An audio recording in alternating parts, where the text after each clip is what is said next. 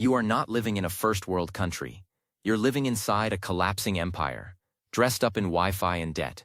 In 2025, the US is adding $1 trillion in new debt every 100 days. Interest payments now exceed the entire defense budget. 40 million Americans are on food stamps. 2/3 of young men are out of work, school, or both. Half the country believes civil war is coming. And over 110,000 people a year are dying from fentanyl, more than every US war since Vietnam combined. This isn't a downturn, this is systemic failure, the same 7-stage pattern that destroyed Spain, Britain, and the Soviet Union. Only this time, the collapse isn't happening in black and white history books. It's happening in 4K, right now, in front of you. And America has already passed 6 of the 7 stages. What's left? The fall. Let me show you how it ends. You want to understand how empires fall? Don't look at the tanks. Look at the textbooks. Because long before a civilization collapses economically or militarily, it collapses intellectually. Spain's elite universities became theological echo chambers. Britain turned its schools into class reinforcement factories.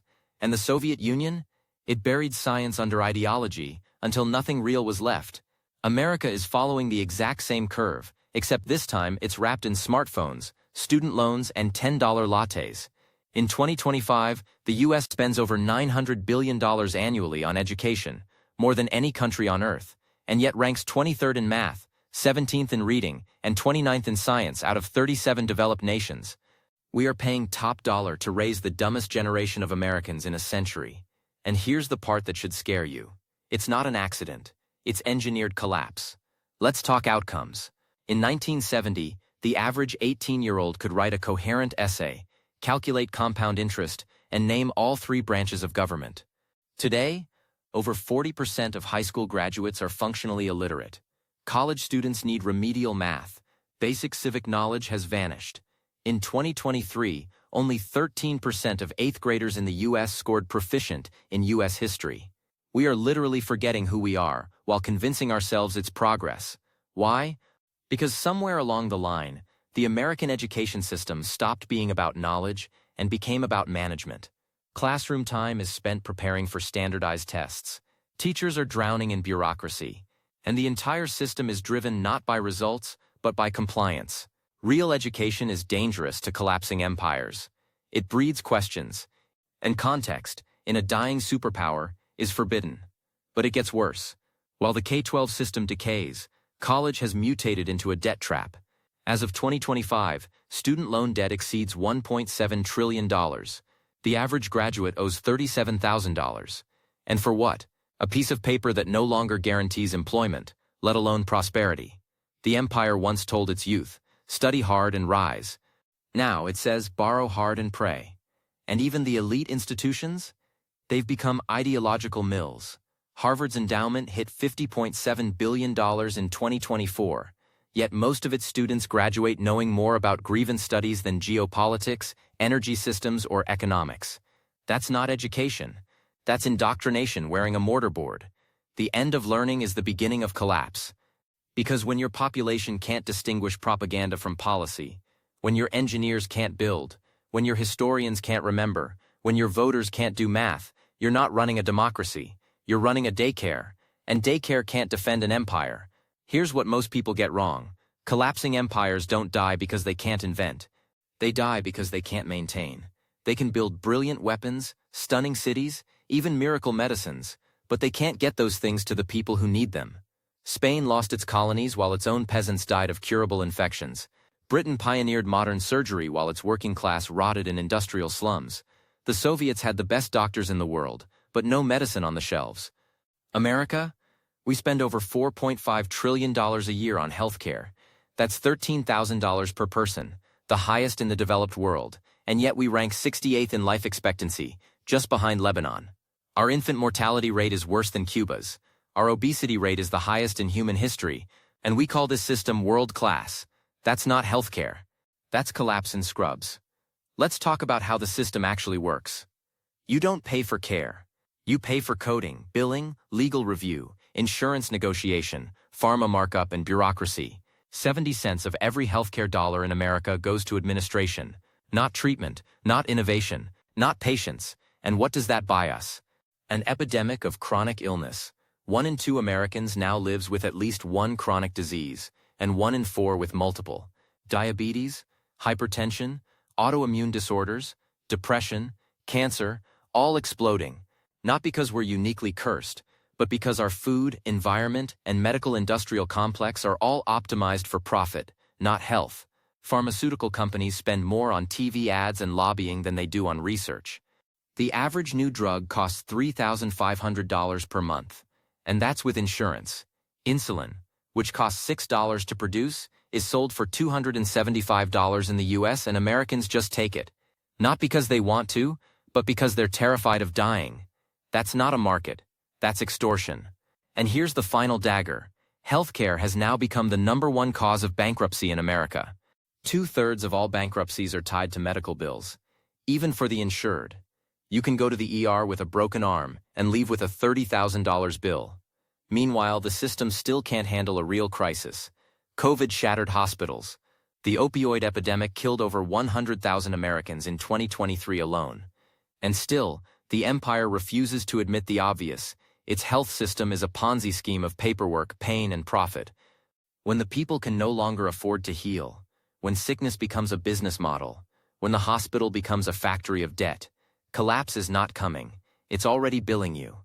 Now let's get into the part no one wants to touch, the spiritual rot.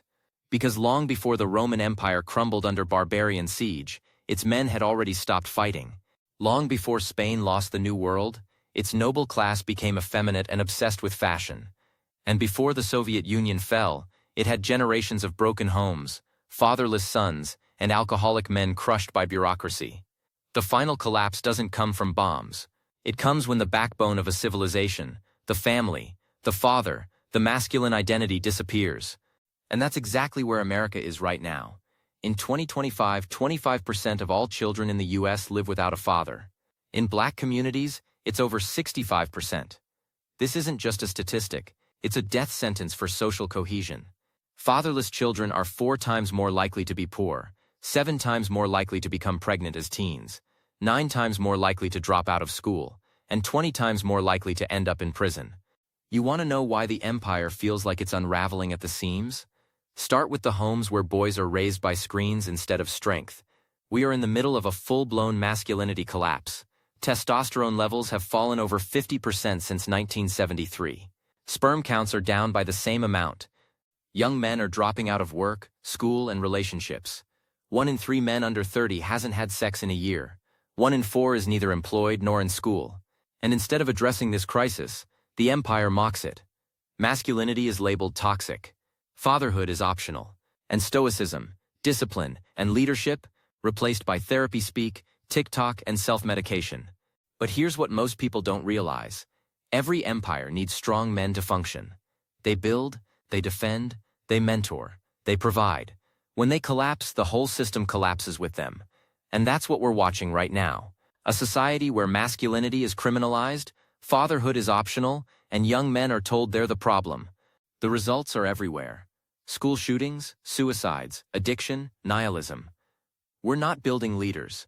We're manufacturing loners with no direction, no discipline, and no legacy. A civilization that forgets how to raise men will soon forget how to stand. Because once the family dissolves, once the men disappear, once boys have no role models, the empire doesn't need an invasion, it implodes from within. And that's where we are.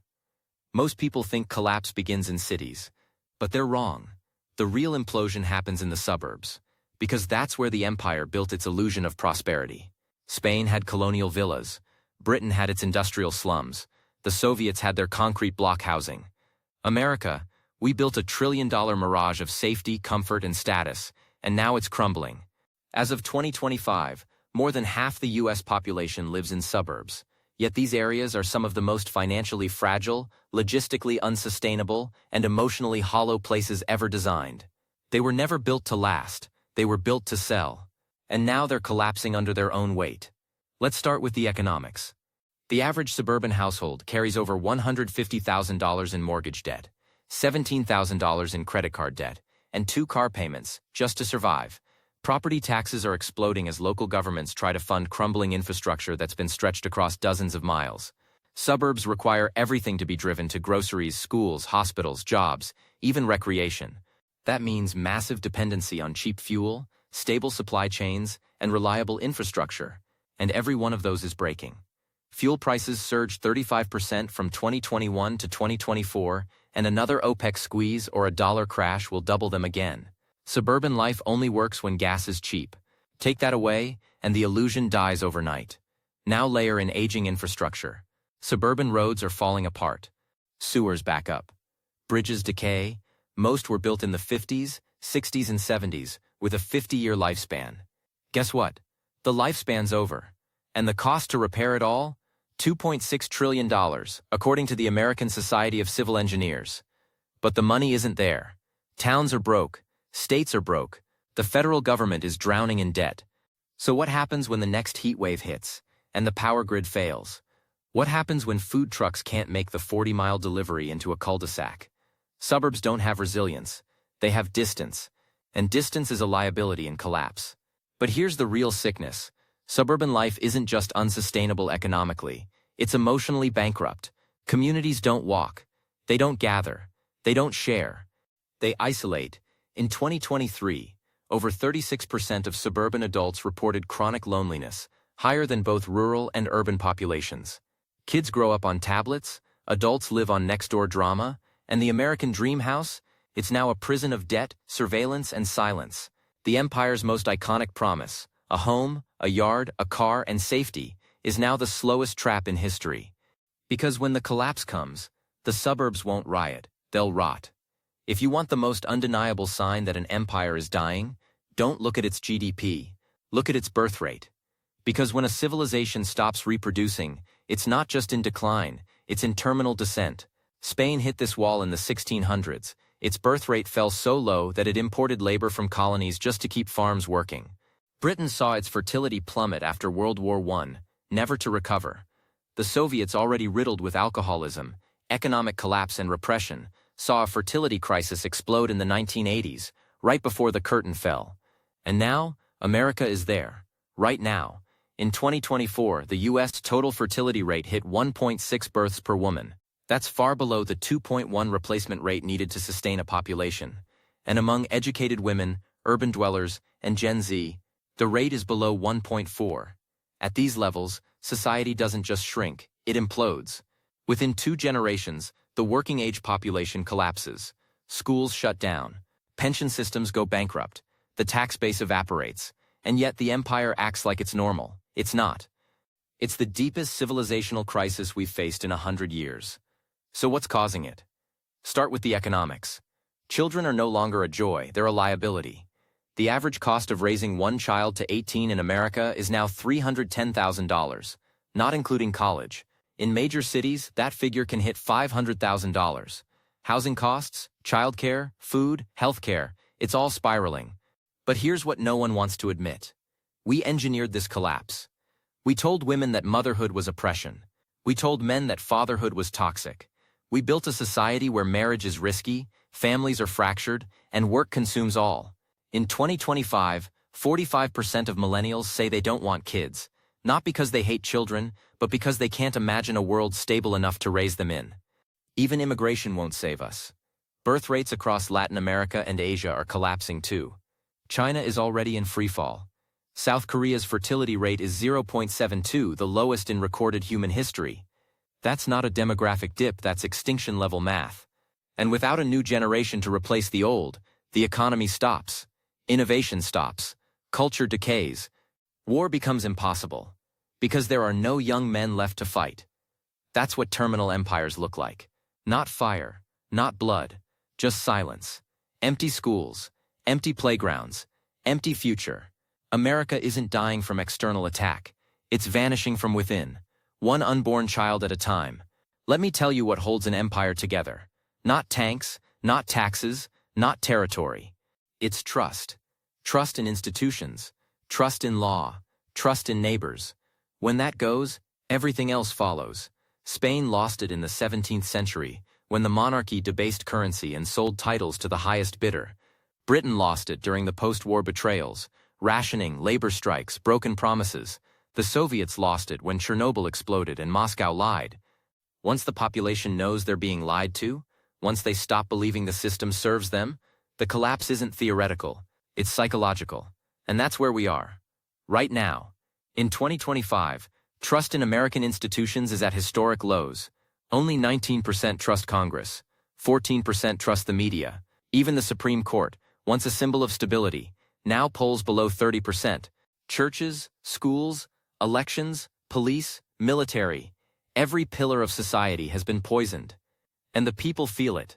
In 2024, over 70% of Americans said the country is headed in the wrong direction. But here's the kicker.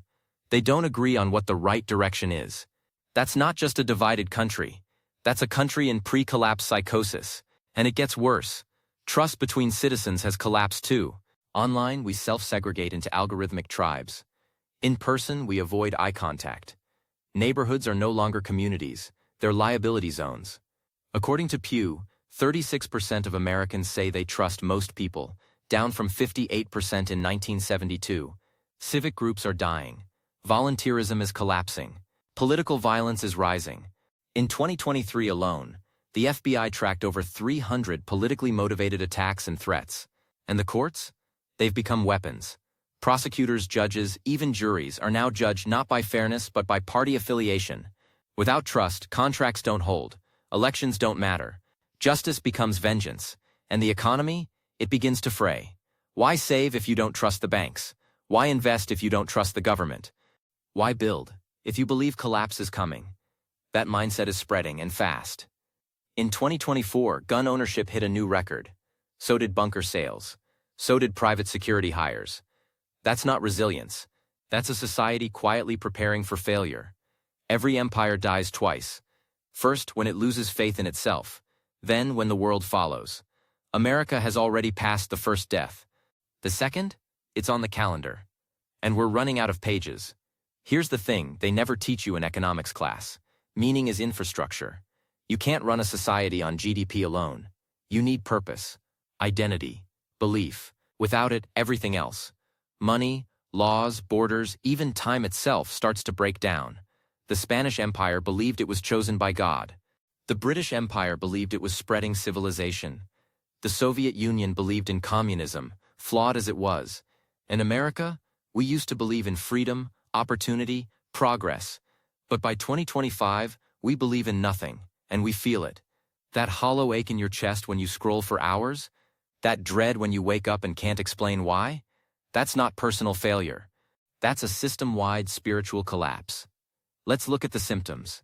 Depression rates in the U.S. are now the highest in recorded history. In 2023, 1 in 3 American adults reported symptoms of anxiety or depression. Among Gen Z, it's 1 in 2.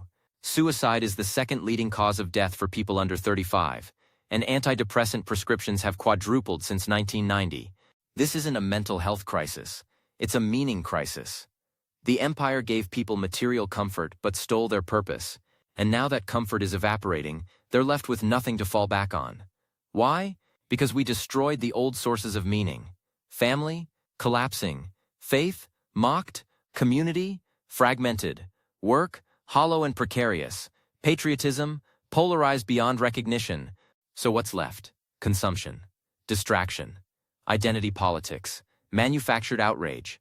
You are now defined not by what you build, but by what you buy, what you post, and what side you hate.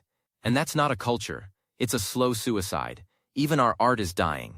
Music, film, literature. Once reflections of a civilization's soul are now algorithmic content farms.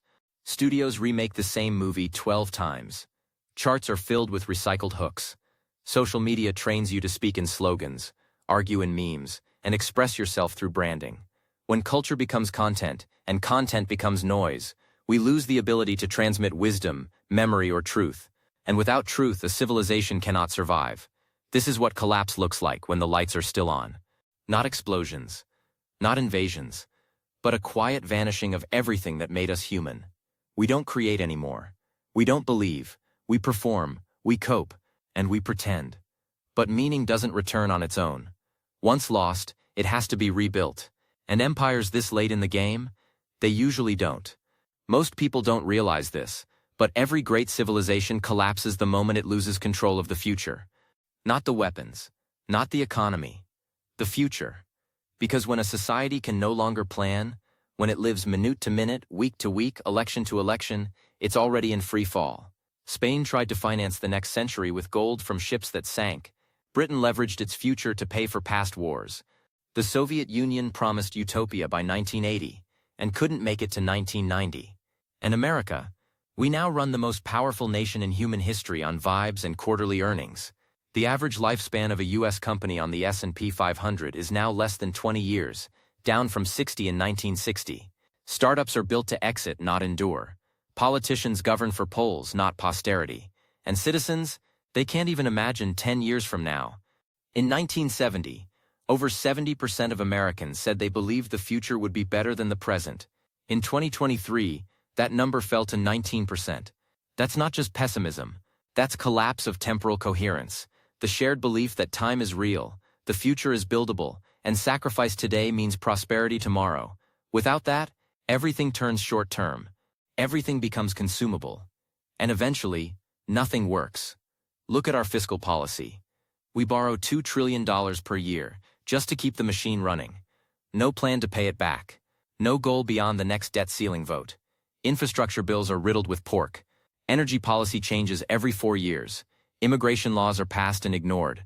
Every major issue is duct-taped with temporary fixes designed to last just long enough to win a news cycle.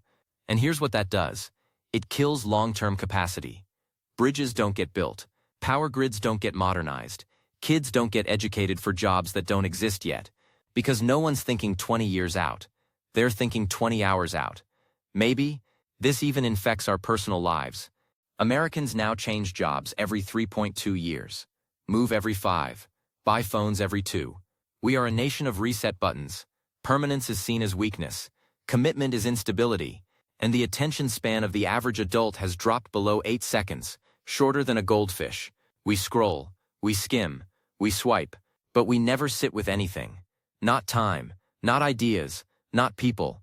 When a civilization forgets how to think in decades, it loses its ability to build cathedrals, raise children, or preserve wisdom. Time isn't just a measurement, it's a structure. And America just smashed its clock. You can't plan a future if your empire doesn't believe it has one. Every fallen empire rewrites its own obituary before it dies. Spain buried itself under divine justification. Britain wrapped its decay in politeness, and the Soviets drowned truth in propaganda until no one knew what was real. But America, oh, we've gone further. We've monetized unreality. We've built an economy on delusion, an identity on illusion, and a political system where truth is now a subscription service. In 2025, there's no shared reality left. Just algorithmic echo chambers, digital tribes, and weaponized narratives. That's not democracy. It's digital feudalism. You don't live in the information age.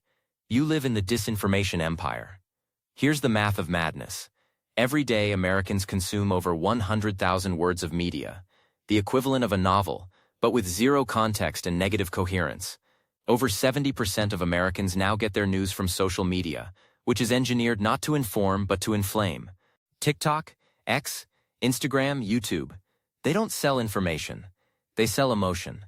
Anger, outrage, fear. Every scroll is a slot machine for your nervous system. And the result? A population that's overstimulated, underinformed, and completely incapable of distinguishing fact from feeling. In 2024, 61% of young Americans said they don't trust any mainstream news source. But here's the kicker. They trust influencers even less. That's what total epistemic collapse looks like, when no one believes anything, but everyone is certain they're right. And it's not just media. Science, once our civilization's anchor, has been politicized into oblivion. During the pandemic, experts became partisans. Data became propaganda. Now every study, every chart, every statistic is filtered through ideology before it reaches the public. Climate, gender, economics, medicine. Truth itself has become tribal. Even math isn't safe. You think the Soviets lied about production numbers? We lie about inflation, growth, and unemployment every month. Core CPI excludes the things you actually buy. GDP growth is just debt in disguise. It's a rigged mirror reflecting a dead economy in flattering light. But here's the fatal consequence. Once truth dies, governance dies with it. Because a government can only rule people who agree on reality. The moment half the population believes the other half is insane, evil, or fake, the social contract shatters. And we're already there. Conspiracy theories fill the vacuum once occupied by civic faith. Every election is now an existential battle between two realities that cannot coexist. That's not politics. That's civil psychosis. The empire doesn't need barbarians at the gate. It's got 330 million of them behind screens, each living in their own custom reality, shouting past one another until nothing is left but noise. And that's the final phase before collapse turns kinetic. Because once a society loses truth, the only thing left to enforce order is force. And force, historically, is how every free empire ends. Every great collapse begins as a collective event, but ends as a personal one. The last stage of empire isn't in the markets or the government or even the streets. It's in you. It's when the human soul, once anchored in purpose, faith, and identity, dissolves into anxiety, distraction, and isolation. It's when citizens stop being citizens and become consumers, when life becomes content, when people stop asking what they're living for and start asking what they're living off of. That's the American endgame. Not invasion, not revolution, disintegration of the self. Look around. We're the loneliest, most medicated, most addicted society in human history. Fentanyl kills over 110,000 Americans a year, more than Vietnam, Afghanistan, and Iraq combined. 1 in 5 adults take psychiatric drugs daily. Over 45% of young adults say they feel persistent hopelessness. Suicide rates have risen 35% since 2000. Pornography now accounts for nearly 30% of all internet traffic, a $1 trillion pacifier for a civilization that has forgotten intimacy. People don't form families anymore. They form fandoms. They don't pursue meaning. They pursue dopamine. And when the empire falls, these are the ruins it leaves behind. Not broken monuments, but broken people. We used to define ourselves by what we built. Now we define ourselves by what we react to. And that's not living, it's drifting. The average American spends 7.5 hours per day staring at screens. Every notification, every scroll, every tap rewires the brain. Focus collapses, patience evaporates, the self dissolves. And that's exactly how late-stage empires maintain control. Not through tyranny of the sword, but tyranny of the algorithm. You don't need to burn books when no one reads them. You don't need to silence dissent when people drown themselves in entertainment. Bread and circuses have gone digital. And this time, they're in your pocket. But here's the truth no one wants to say.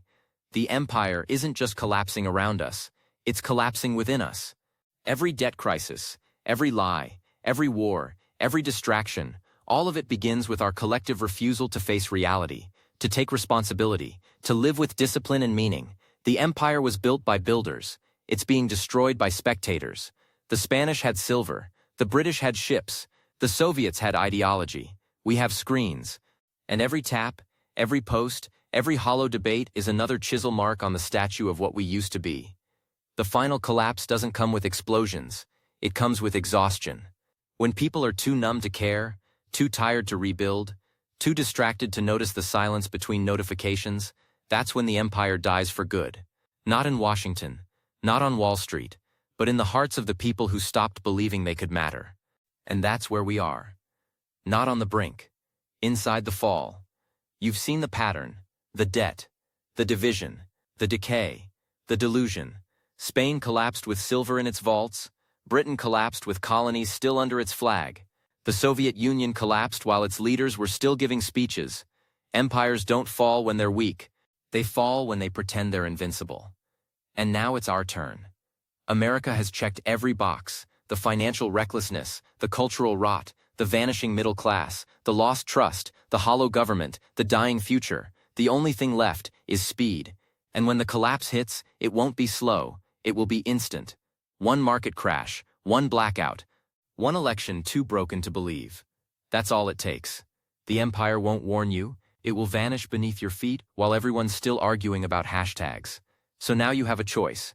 You can laugh, deny, scroll away, or you can look this collapse in the eye, accept what's coming, and prepare. Because history doesn't care how loud you scream, it only remembers who survived.